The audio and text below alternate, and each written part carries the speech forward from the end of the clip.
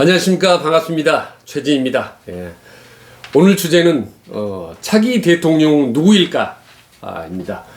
내년 3월 9일 대통령 선거에 당선이 돼서 5월 10일 꼽히는 봄날에 취임식을 갖는 제20대 대통령은 누구일까요?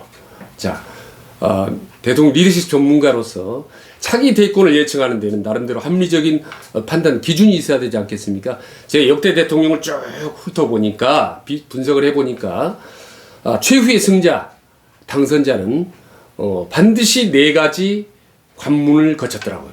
그러니까 대한민국에서 대통령이 되려면 반드시 갖춰야 될 조건 4가지를 얘기한 겁니다. 그래서 항목별로 10점 만점으로 해서 가장 점수가 많은 사람이 예외 없이 대통령이 됐었고 그리고 내년 3월에도 대통령이 될 거라고 저는 생각을 합니다. 자, 그러면 지금부터 한번 4가지 조건을 차례차례 단계적으로 한번 짚어보도록 하겠습니다. 여러분들이 4가지 기준을 통해서 앞으로 차기 대권 주자를 보고 그러면 어렵지 않게 차기 대권 대통령이 누군지 여러분이 알아맞힐 수 있을 거라고 봅니다. 자, 첫 번째 1단계. 제1단계 풍부한 국정 경험입니다. 자, 국회의원, 행정부, 청와대, 당대표, 광역단체장 경험이 얼마나 되느냐입니다. 우리나라 대권주자가 현재 지금 몇 명 정도 됩니까? 지금 여론조사 지표상에 오르내리고 있는 사람 그리고 밤마다 칼을 쓱쓱 갈고 있는 사람까지 포함하면 18명 정도로 저는 파악합니다. 여권의 10명, 야권 5명, 중도 3명 정도입니다. 자, 근데 이 중에서 국정 경험이 가장 풍부한 사람은 저는 이낙연, 정세균, 홍준표가 아닐까요? 이들 세 사람은 총리 그리고 장관, 당 대표 두루두루 안 해본 게 없습니다. 10점 만점에 9점 이상 저는 받을 수 있을 거라고 봅니다. 그리고 이제 킹 못지않은 킹메이커들 중에서는 김종인, 박지원, 김무성 세 사람 경력이 상당히 화려하지 않습니까? 이들은 이번 대통령 선거에 어떤 형태로든지 간에 중요한 저는 역할을 할 거라고 봅니다. 그런데 최근 지지율 1위, 2위를 달리고 있는 이재명 그리고 윤석열 같은 경우는 각각 이제 경기도지사, 검찰총장 위원 특별한 경력이 없지 않습니까? 그래서 하면 10점 만점에 커트라인이 3점인데 그 언저리에서 이제 아슬아슬하게 저는 맴돌고 있다고 봅니다. 자, 우리나라 대통령들 중에서는 가장 경력이 화려한 사람은 아이러니하게도 노태우 전 대통령입니다. 육군 대장으로 이제 군복을 벗고 87년에 대통령이 될 때까지 6년 동안에 장관을 3번이나 했습니다. 정무장관, 그리고 체부장관, 그리고 내무부 장관이요. 그리고 당시에 그 총리급이라고 할 수 있는 88 서울올림픽 조직위원장까지 했고요. 그리고 비례대표 국회의원이 했습니다. 그리고 민주정당 대표까지 했습니다.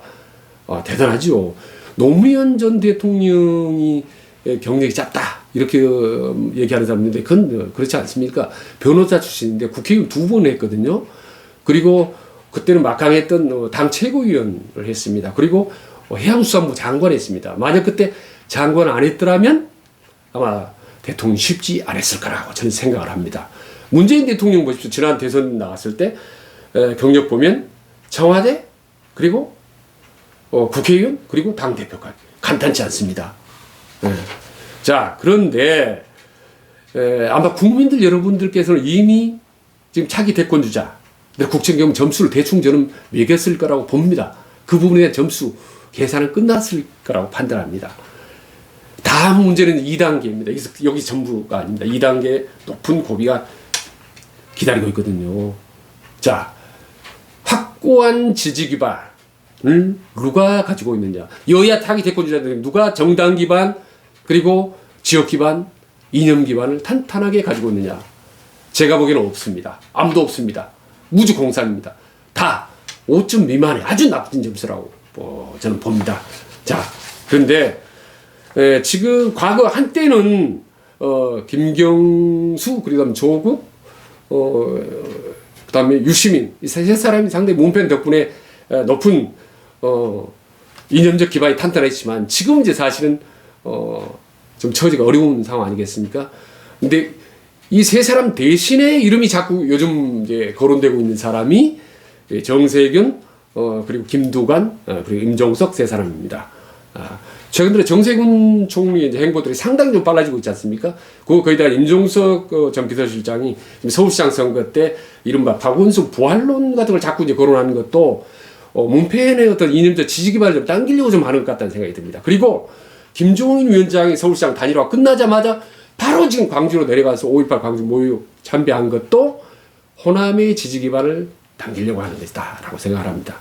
그래서 앞으로 여야 차기 주자들이 이 확고한 지지 기반 선점을 하려면 자 문펜, 호남 그리고 중도 지금 얼마나 더 빠르게 더 많이 확보하느냐가 저는 관건이라고 봅니다.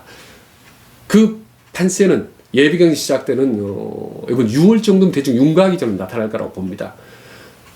자 우리나라 대통령 중에서는 김영삼, 김대중 대통령 두 사람이 지역 기반이 가장 탄탄했고 그 다음에 노무현, 문재인 두 사람이 이념적 기반이 가장 탄탄했다고 봅니다. 박근혜 전 대통령은 이념, 지역 기반 두 기반이 다 탄탄했죠. 여러분 근데 정치적으로 이런 얘기 들어보셨습니까? 대한민국에서 막대기만 들고 국회의원을 만들기도 하고 떨어뜨리는 사람이 딱 두 명이 있다. 한 사람은 김대중, 한 사람은 박근혜다. 물론 지금 이제 시대가 이제 달라졌지만 그 정도로 한때 그런 막강한 그런 지지 기반이 있었다는 걸 이제 의미하는 거죠. 자, 그런데 1단계 국정 경험, 2단계 지지 기반이 아무리 탄탄해도 3단계를 넘지 못하면 역시 쉽지 않다. 자, 3단계가 뭡니까? 3단계 보겠습니다. 아까 조금 전에 제가 말씀드렸다시피 2단계 보여드렸고 3단계 자 시대정신입니다. 여러분 학자마다 시대정신이 뭐냐에 대해서 이제 다 각각 개념이 다른데요. 저는 시대가 원하는 정신이라고 얘기합니다. 구체적으로 국민들이 원하는 지도자의 성격이라고 생각합니다. 성격 되게 중요하죠. 대선 때마다 국민들은 원하는 지도자의 성격이 있다라는 어떨 때는 상당히 부드러운 성격을 원하고 어쩔 때는 상당히 강한 성격을 원하는 그런 심리가 반복적으로 되풀이된다라는 것이 리더십의 순환 이론인데요. 제임스 바버 같은 이제 정치 심리학자들이 이제 많이 주장을 했고 그리고 이제 여러분들은 제 박사학위 논문의 핵심적인 내용이기도 합니다. 그런데 과거에 이해창 전 한나라당 총재 대선 후보가 정말 경력도 화려하고 지지기반도 탄탄했는데도 불구하고 실패한 이유는 바로 그런 시대 정신에 부응하지 못했기 때문이라고 저는 판단하는 거죠. 자, 그러면 내년 2022년 3월의 시대 정신은 무엇일까요? 저는 밝고 빠르고 강한 외향형이라고 봅니다. 예를 들면 모범생 스타일보다는 반항아 스타일이 좀 더 유리하다. 그리고 곰 스타일보다는 표범 스타일이 좀 더 유리하다고 봅니다. 왜? 현직 대통령과는 다른 스타일을 원하는 국민들의 어떤 차별화 심리가 매번 대선 때마다 반복적으로 작동되기 때문에 그리고 코로나 전국 같은 상당히 어둡고 무거운 시기에는 상당히 밝고 빠른 그런 리더십 스타일이 국민들로부터 각광을 받기 쉽다. 그러니 과거 정치 심리학적인 그런 박동이론, 화도이론에 이제 등장을 합니다. 자, 이 두 가지 측면에서 본다면 가장 높은 점수를 받는 대권 주자는 바로 저는 이재명, 윤석열 두 사람이라고 봅니다. 빠르고 시원시원하지 않습니까? 아마 8점 이상 저는 높은 점수를 받을 거라고 저는 봅니다. 홍준표 의원이 톡톡 튀는 것도 그것 때문에 아닙니다. 그 덕분에 오히려 야권의 지지도 1위를 저는 달린다고 보는 거죠. 지금 가만히 보면 정세균, 안철수 두 사람도 시대 정신을 좀 파악을 했는지 최근 들어서 좀 상당히 좀 밝고 강한 리더십을 좀 보여주려고 노력하는 것 같아요. 그리고 멀리 이제 제주도인 원희룡 지사 같은 경우는 상당히 패기만만한 점이 이제 장점이라고 저는 이제 봅니다. 시대 정신과 관련해서 본다면요. 자, 차기 대권 주자들이 그토록 중요한 시대 정신, 내 부흥을 하려면 자기 성격과 대중들의 심리를 제대로 파악해라. 그리고 그러려면 정치 심리학적 접근이 필요하다는 겁니다. 진짜 중요합니다. 대단히 중요합니다. 시대 정신은 곧 성격이다. 자, 1단계, 2단계, 3단계 무난히 잘 넘어가지고 많은 점수를 받았지만 마지막 4단계를 넘지 못하면 만사도로합니타불이다. 이름하여 마의 장벽이다. 그리고 대한민국에만 있는 독특한 지도자의 조건입니다. 그게 뭡니까? 바로 저는 4단계 내공이라고 봅니다. 정치력 플러스 벤장, 말하자면 뚝심적 플러스 인내력인 거죠. 과거 이제 고건 반기문 같은 관료 출신이라 이른바 착한 남자 스타일의 정치인들이 이 대선에 출마했다가 십자포를 맞고 도중에 하차해버린 것도 바로 이런 내공 부족 때문이라고 보는 거죠. 요즘 서울시장, 부산시장 이제 재보선 선거 여러분 이제 보시죠. 보면 박영선, 오세훈, 그리고 박형준, 김영춘 네 사람을 보면 비리 의혹 공방이 정말 치열한 전쟁 같지 않습니까? 아마 보통 강심장, 보통 내공이 아니라면 번겨내지 못할 거라고 봅니다. 자, 여야 대권 주자들을 보면 아마 다들 선거 경험이 많아서 그런지 몰라도 내공 부분은 다 점수가 좀 높을 것 같습니다. 이낙연, 이재명, 정세균, 홍준표 등등 보면요. 다들 내공이 만만치 않습니다. 전부 다 아마 7점 이상 받을 거라고 봅니다. 다만 윤석열 전 총장 같은 거 보면 검찰총장 재직 시에를 보면 상당히 내공이 좀 있어 보입니다. 뚝심이나 백장이나 이런 부분들이 있어 보이는데, 자, 정치 입문 후에 과연 내공을 입는 건 이 부분은 아직 검증이 되지 않았기 때문에 우리가 지켜봐야 된다. 과연 장모 부분에 대한 어떤 집중적인 의혹 파상 공세가 이루어질 경우에도 끄떡없이 마지막까지 버틸 수 있을지 이 부분은 우리가 다들 한번 눈여겨봐야 될 대목이라고 합니다.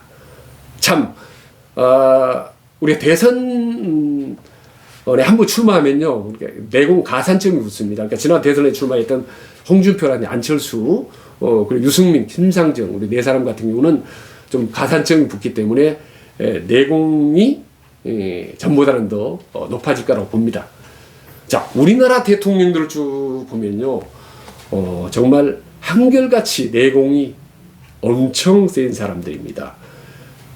저는 그 중에서 딱 한 명만 꼽아보라고 한다면 4번이나 죽을 고비를 넘겼던 김대중 전 대통령을 저는 꼽겠습니다. 물론 18년 동안이나 이제 동치 권력을 이제 장악했던 박정희 대통령 그리고 이제 36년 동안 이제 도를 닦았던 박근혜 대통령 두 부녀 대통령의 내공도 이제 물론 만만치는 않습니다. 예. 자, 이제 끝났습니다. 점수 다 여러분 매겼습니까? 저는 이제 다 매겼습니다. 경기 성공, 예, 경기 성공, 경험 기반 성격 내공 한 글자씩 따서 제가 이제 경기 성공 4단계란 대권주자 감별법을 제가 이렇게 여러분께 제시하는데요. 이거는 대권주자뿐만 아니라 CEO들이라든지 청년이라든지 그 누구든지 야, 저 사람 성공할 수 있겠어? 보는데 이 4가지 기준만 잣대로 들이대면 거의 저는 어김이 없다고 봅니다. 그리고 여러분들도 이제는 야, 이 사람 대통령 될 게 안 될까 막연히 하실 거 아니라 4가지 기준 들이대면 적용을 하면은 상당히 합리적이고 정확한 결과가 좀 도출할 수 있을 거라고 봅니다. 자, 내년 바로 3월 9일 이 점수 종합하면 바로 대통령 우리가 뽑을 수 있습니다. 아니, 적중할 수 있습니다. 자, 그럼 지금부터 1, 2, 3등 정확 수준이 한번 발표보도록 한번 할까요? 근데요, 여러분, 대단히 죄송한데, 이 부분은 제가 지금, 말씀드리기에는 지금 말씀드리기 좀 예의치가 않습니다. 왜냐하면 지금 현재 1, 2, 3등의 구도가, 나중에 3월 9일 날 맞는다 해도 중간에 상당히 요동칠 거기 때문에, 그동안에 상당히 오해도 받고 비난을 받을 수 있습니다. 그렇기 때문에, 자, 적절한 시기가 되면 여러분들에게 이제 분명하게, 확실하게 제가 말씀드리도록 하겠습니다. 그래서 조금만 한번 더 기다려주시면 대단히 감사하겠습니다. 자, 여러분, 오늘은 여기까지고요. 다음은 요즘 진짜 관심들이 많죠. 윤석열 그는 과연 대통령이 될 수 있을까? 심리학적으로 관점에서 좀 심도 있게 한번 제가 짚어보도록 하겠습니다. 여러분 오늘 시청해주셔서 감사하고요. 최진TV 좋아요 꼭꼭 눌러주시기 바랍니다. 그래야 제가 힘이 납니다. 여러분 오늘 이렇게 시청해 주셔서 정말 감사합니다. 고맙습니다. 다음에 또 뵙겠습니다. 감사합니다.